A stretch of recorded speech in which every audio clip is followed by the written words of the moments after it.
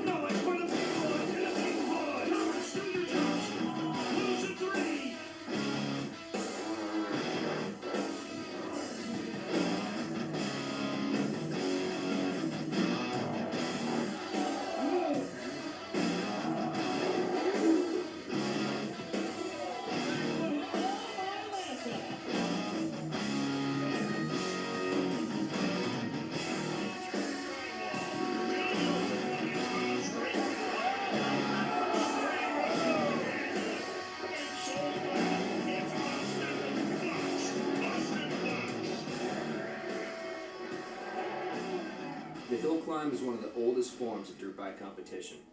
It probably started on a dare, with two guys riding out in the dirt, with one buddy saying to the other, "I bet you can't make it up that hill." And it's still the same challenge. Make it to the top as fast as possible. Each run is timed, and the bikes are set up specifically for this terrain. Yeah, the setup's really key. A lot of these bikes are putting out a lot of horsepower. To be competitive these days, you gotta have a lot of horsepower. The 450 class, not so much. It's an entry-level class. You're trying to get crossover riders to come over and ride. So you take a stock 450, you put extensions on it, and you run it. No additives, no fuel, no nothing like that. 700 class, you're running NOS, you're running big bore motors, anything up to 700 cc's. You got guys with street bike motors. Open class, you're running anything you can fit in a frame, any type of fuel you want, anything you want to run. You can put a jet engine in a bike and run it. Haven't seen it yet, but you can do anything you want. I'm running a 1500 cc nitro injected Harley Davidson, 80% nitro, about 220 horsepower, and you can hold on to the open bikes. It'll take you pretty much about up anything.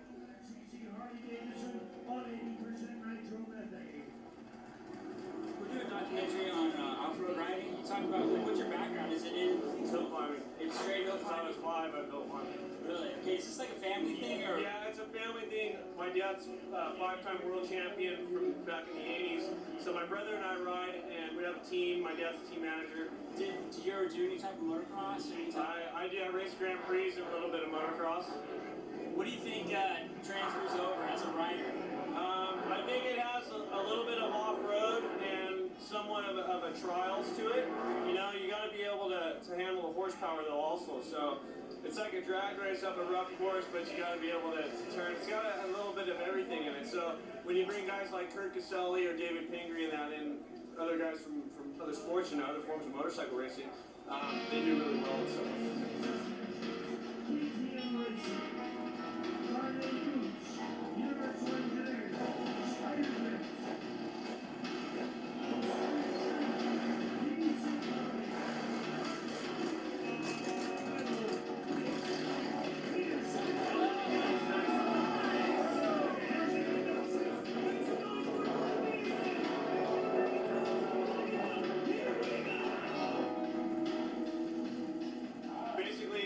Different from a stock bike, obviously we have the longer swing arm. We usually go 12 inches over stock. The unlimited bikes are usually very long, probably 2 feet longer than stock. We do that because they put out so much horsepower. You would like to run the bike shorter because it handles more like a motocross bike. The shorter you can run it, the better, but because of the horsepower, you're lifted and the hill's so steep that you gotta compensate for that. The biggest difference, I think, is the horsepower. I mean, 130 horsepower in the 700 class, 200 plus in the unlimited, and it's quite a big difference.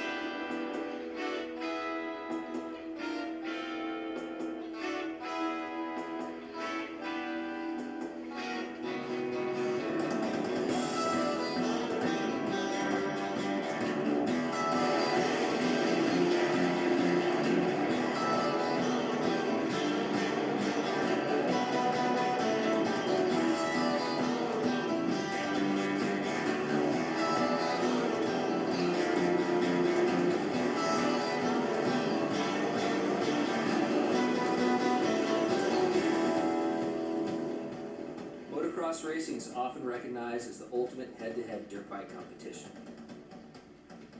It requires skills used in every aspect of dirt bike riding. Most importantly, competitors must have a racing mentality, which allows them to bang bars, set up passes, and get to the checkered flag.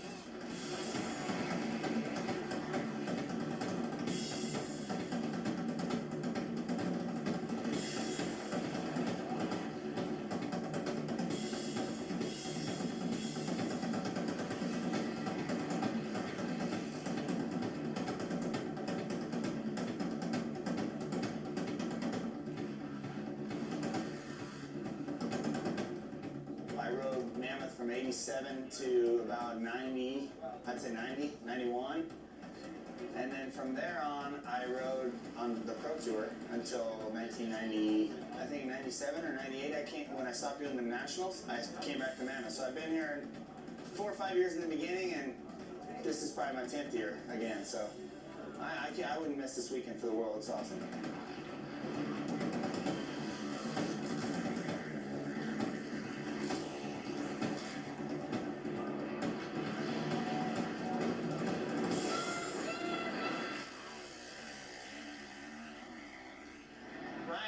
To me, I have a lot of respect for him. It's great to see him up here. He hasn't been here in a while, so it's good to have him up here. And Rich Taylor, of course, you know, he's a guy that's been racing forever. Another great guy, and you know that's what Mammoth does. It brings back guys that are my age and that have had successful motocross careers. And this weekend's all about fun, so that's what Mammoth's all about.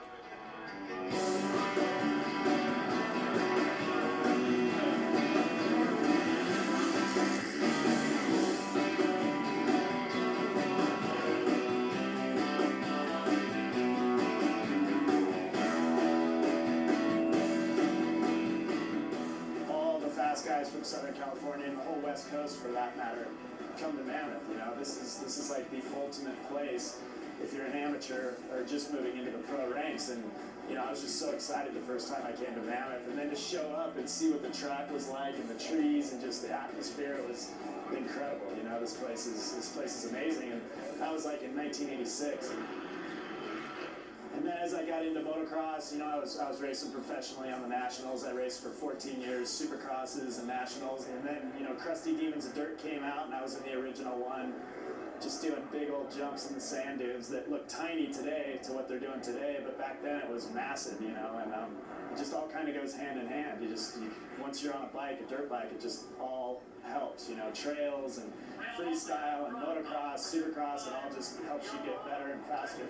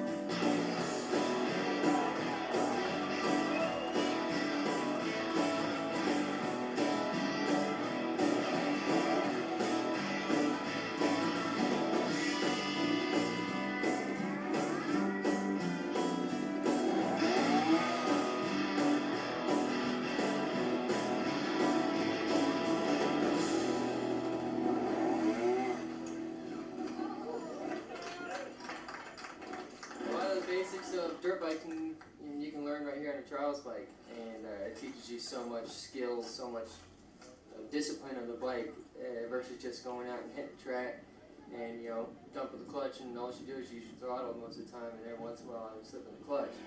We're constantly using the throttle, clutch, brakes, you know, whipping the bike around. If you are a motocross rider or anything like that, definitely hop on a trials bike for a little while, and then go back to your motocross bike and see how much better a rider will make it. A trials competition consists of 10 to 15 sections ridden 3 times each. A section is a set of obstacles that a rider must maneuver up, over, around, or through, depending on their skill level.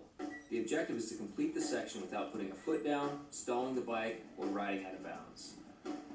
There's things here and there that can get you off guard. That's happened to me the second week. Just a few things caught me that I didn't expect to get me.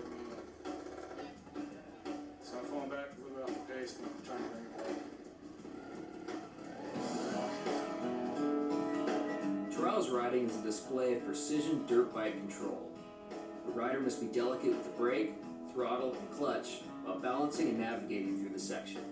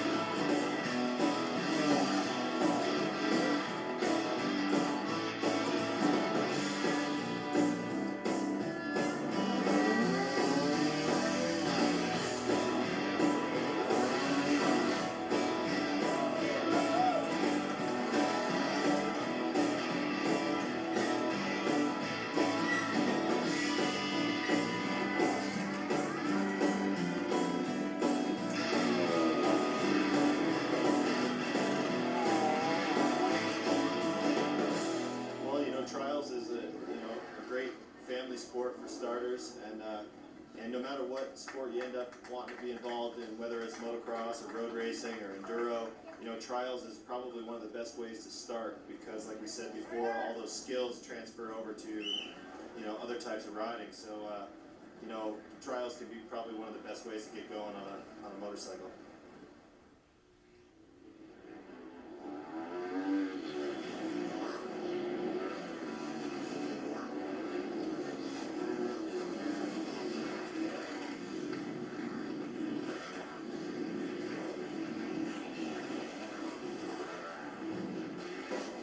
Supermoto really was a European sport, and working at Cycle World magazine, I'd always see these European magazines that would show up at our office every month, and it looked like way too much fun to not get involved. And at the time, there was no Supermoto whatsoever in the U.S. It didn't exist. So back in 1997, myself and a co-worker took it upon ourselves to organize a race. And it went off well, and all the guys that came out and did it were asking, where's the next one? The whole vision or the concept of this type of racing being a combination, a hybrid of pavement and dirt, was to create a level playing field where you'd have guys that come from a road race background, a dirt track background, a motocross background.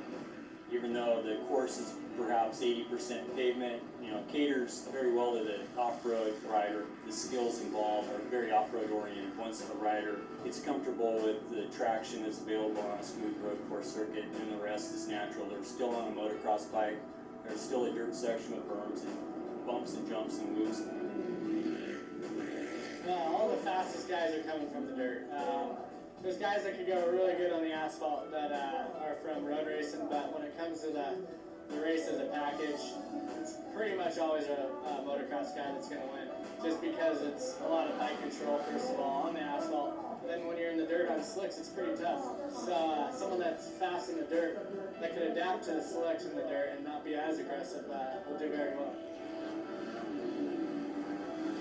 This is my 4th year racing Supermoto. I've grown up racing motocross, and now I just got into Supermoto and I fell in love with it.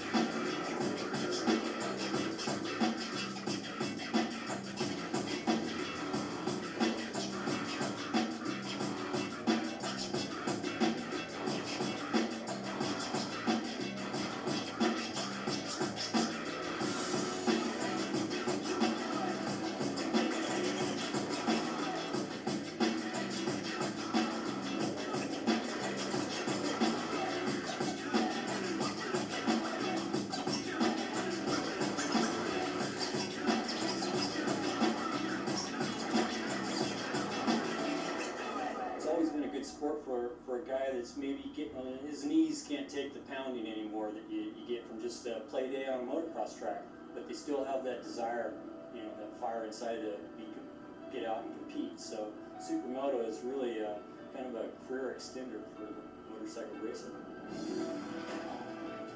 My name's Mickey Diamond. I'm doing the Open Pro class today.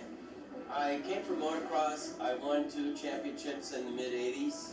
And you also have a pretty extensive freestyle background? I did a lot of the early films, Crusty Demons films, and... I don't know if you remember me filming you, but I went on a trip to 1,000 Mile Jump. I filmed a lot of action sports, you know what I mean? And that was probably the gnarliest physical act I've ever filmed, ever. In hindsight now, I'd probably be sick to my stomach if I went and looked at that. But like at the time, those freestyle films we were doing, we were looking for something really big and something that, sometimes you make something big and on film it don't look that big. So we wanted it to, and that was maybe a little bit crazy, that one. Yeah, that was really stupid. I almost landed it and was okay. How does all that stuff cross over into Supermoto? I guess, every little bit helps. Some compliment others, some compliment more. I love freestyle. I think it's really come a long way. Well, it's funny, when freestyle first started, it was basically motocross guys doing some tricks. Now it's a complete separate sport. The guys are doing huge tricks that a motocross guy wouldn't dare, attempt to do.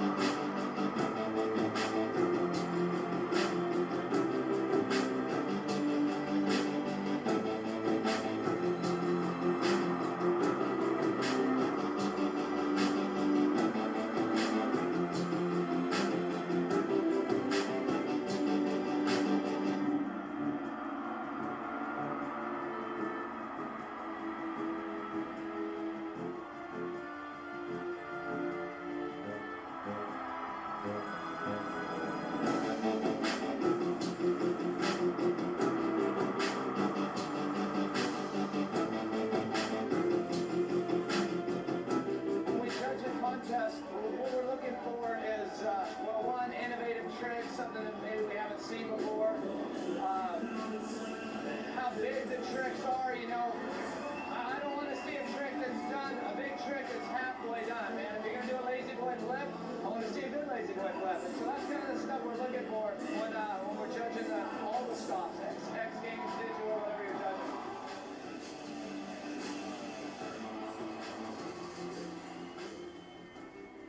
I started riding when I was a little kid, started racing, doing a bunch of stuff. I raced some arena crosses, the PJ1 series, and the very first thing I say to anyone that wants to get into freestyle is race for a long time. Get to where you know the bike, get to where you can manipulate the bike in the air and make it do what you want it to do. It helps tremendously.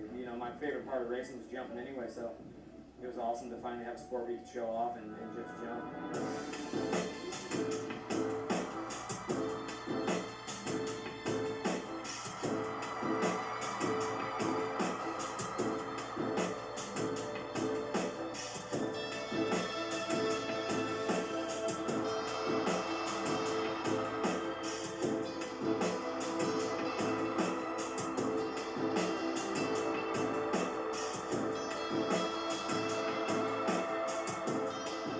Freestyle is one of the newest forms of dirt bike competition.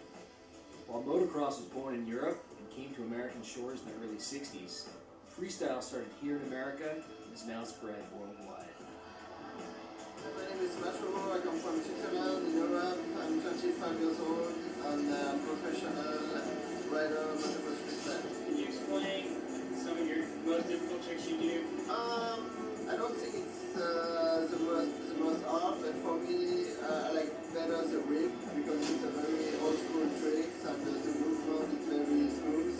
Yeah, for me, that's my best tricks, the whip.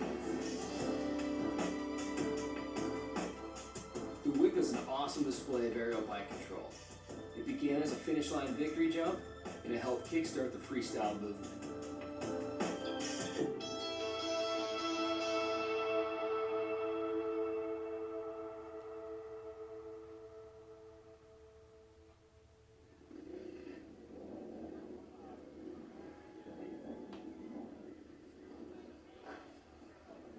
A National Hare and Hound is a lot different than most races. I mean, this is what they call a mass start. So you've got 120, 150 experts on the first line leaving at the same time, a dead engine start. So when the flag goes down, you start your engine, and that's it. It's on. It's on for the next 4 or 5 hours as fast as you can go.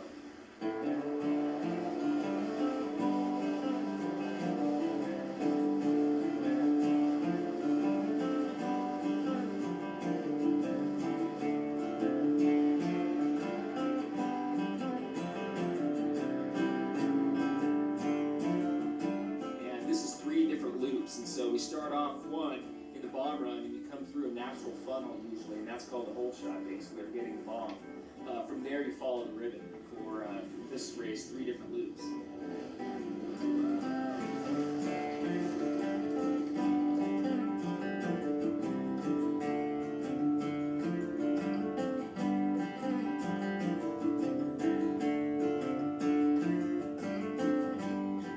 So we'll come into the pits twice.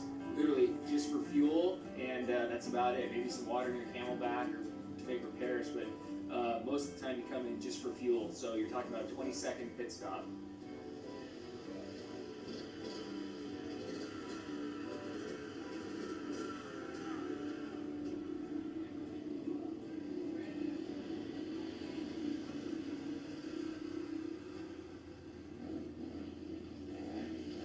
It's not a groomed course. You know, there's no crying in desert racing. There's no one to blame. This is Mother Nature. You go as fast as you can over the natural terrain. You know, it's basically whoever can go the fastest, have the most stamina, and make the fewest mistakes. But I think it's the most raw type of racing there is. You're out there by yourself. I mean, a lot of times you don't see people for miles. Then you see one little dust cloud, and it's like, I'm going to catch that dust cloud. I'm going to beat that guy. So there's races within the race, and that's all you want. You just want to win that small race, get a little bit more confidence, and hopefully you got a little bit more stamina to do another 20 or 30 or 50 miles, because it's a long day, and you think about a lot of things in the helmet. And basically, you're out here to finish. And they say a finish in a pin is a win. And for the most part, 99% of the guys out here are here just to finish. There's a handful of top pros who it's their living, it's their livelihood, it's how they make money. Starting next to me is Paul Krause. They call him King Paul here at District 37. He's basically been racing out here for over 20 years. He's won everything in just about every class. He's raced the International 6 days, Enduro in Europe. Anything off-road he has done, Baja 1000. So I'm starting in good company. Well, shoot, the first time I raced out here was 1973, and I was 9 on XR75, and you know, the terrain's almost the same, and the courses are a lot shorter now than they used to be. Well, first off, there was no beginners, everyone was a novice, and everybody went 2 loops. We always had 45, 50-mile loops. Now we're lucky to get 30-mile loops, 35-mile loops. This will be a good day, 3 loops, 420 miles or so. We kind of, I hope to be in the top 10. If I can make a top 10 finish here, I'll be happy.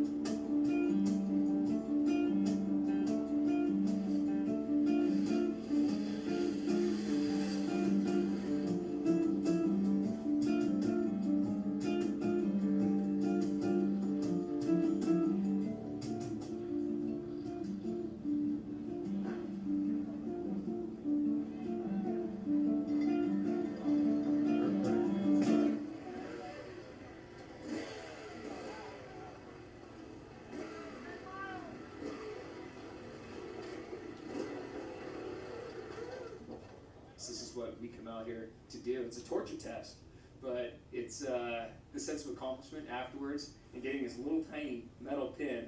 For some reason, there's a big sense of pride and accomplishment in that pin. All that for that. It's worth it. Take a piece of beer now.